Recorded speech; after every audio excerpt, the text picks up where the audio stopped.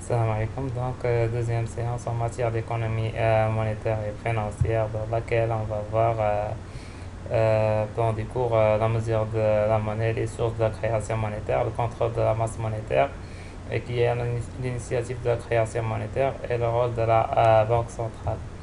Donc, un petit rappel, les trois fonctions de la monnaie aujourd'hui, c'est qu'il est considéré comme une fonction d'unité de compte, fonction d'intermédiaire dans les échanges et fonction de réserve de valeur, c'est-à-dire réserve temporaire de pouvoir d'achat. La mesure de la monnaie, la notion de monnaie monétaire est plus large que celle de la monnaie. Elle cherche à évaluer la capacité de dépense des agents non financiers. Les agents financiers sont les banques et les agents non financiers sont les ménages. Qu'est-ce qu'un actif financier? Ce sont le plus souvent les actions et les obligations. Il peut être défini comme un contrat transmissible et négociable, susceptible de fournir un revenu à son possesseur. La masse monétaire est composée de la monnaie au sens strict et d'autres actifs liquides. De la liquidité d'un actif et sa capacité à être échangé facilement. Donc pour les agrégats monétaires, comme on a déjà vu, ils sont divisés en trois. L'introduction, les sources de la création monétaire. La valeur de la monnaie, elle varie selon l'inflation, selon est-ce que cette monnaie est dépréciée ou bien appréciée. Une monnaie ne vaut pas toujours autant qu'une autre monnaie. Il est donc important de comprendre le processus de création monétaire.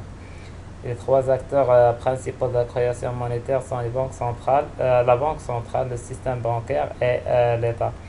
Deux types d'agents sont les agents financiers et les agents non financiers. La création monétaire, c'est pas une opération entre un agent économique et une banque. Elle consiste à la monétisation d'une créance. Les écritures comptables pour les institutions financières et les écritures comptables pour les agents non financiers.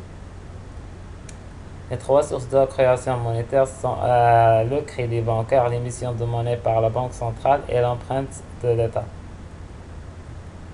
Le cas de l'hyperinflation en allemand de 1914 jusqu'en 1923, on voit un One Golden Mark contre un papier marque 1914 en 1920, un cas d'hyperinflation en allemand. Une source de destruction monétaire, destruction de monnaie fiduciaire, remboursement de crédit.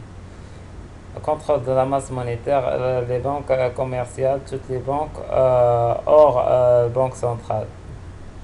Le pouvoir de la création monétaire est-il infini? Donc, les banques centrales créent ce que l'on appelle la monnaie centrale aux bases monétaires sur le marché interbancaire. Donc, sont les banques centrales qui créent une base monétaire pour les autres banques. Elles utilisent trois instruments pour cela: les réserves obligatoires, les opérations d'open market, les facilités de crédit. Donc, les principaux instruments de la Banque centrale européenne, ils utilisent trois directeurs fixés: le taux de rémunération des dépôts, le taux de refinancement et le taux d'escompte, qui est à l'initiative de la création monétaire. Il y a deux théories qui sont complémentaires pour comprendre et déterminer qui est à l'initiative de la création monétaire. On va savoir le multiplicateur de crédit et comprendre bien le diviseur de crédit. Les multiplicateurs de crédit et les banques commerciales doivent avoir à l'avance des encaisses en monnaie centrale pour envisager de distribuer des crédits. Le crédit total qu'elles vont pouvoir distribuer est un multiple de l'entrée de monnaie centrale qu'elles ont eue. Une banque possède des avoirs en monnaie banque centrale. Elle possède un compte en banque à la Banque centrale européenne. Ce montant lui permet de prêter un certain nombre de fois ce montant. Le diviseur de crédit, les banques commerciales font des crédits sans attendre d'avoir la monnaie centrale nécessaire. La banque centrale ne peut pas refuser de créer la monnaie centrale nécessaire aux banques, car sinon elle condamnerait ces banques à la faillite.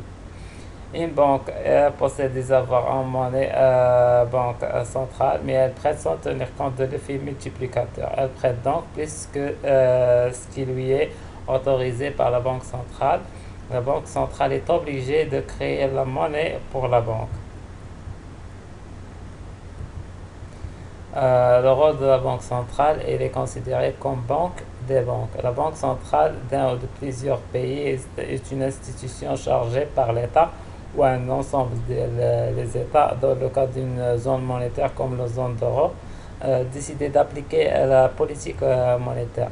L'émission de la Banque centrale assurer l'émission de la monnaie fiduciaire, contribuer ainsi à fixer les taux d'intérêt, superviser le fonctionnement des marchés financiers et assurer le respect des règlements des risques, ratio de solvabilité des institutions financières, en particulier des banques de dépôt, jouer le rôle de prêteur en dernier ressort en cas de crise systémique.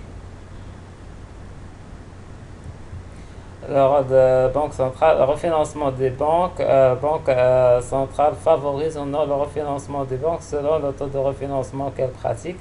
Le refinancement est déterminé par le taux de refinancement. Que se passe-t-il lorsque l'on favorise le refinancement des banques et l'augmentation de la masse monétaire? Que se passe-t-il lorsque l'on empêche le refinancement des banques? La masse monétaire reste constante ou diminue.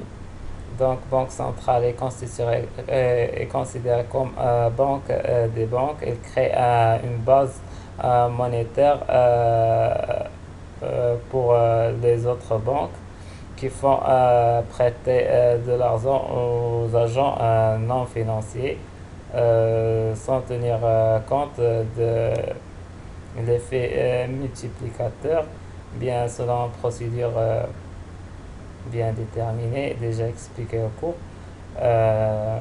Donc, la prochaine séance, on va voir le troisième chapitre de l'économie monétaire et financière.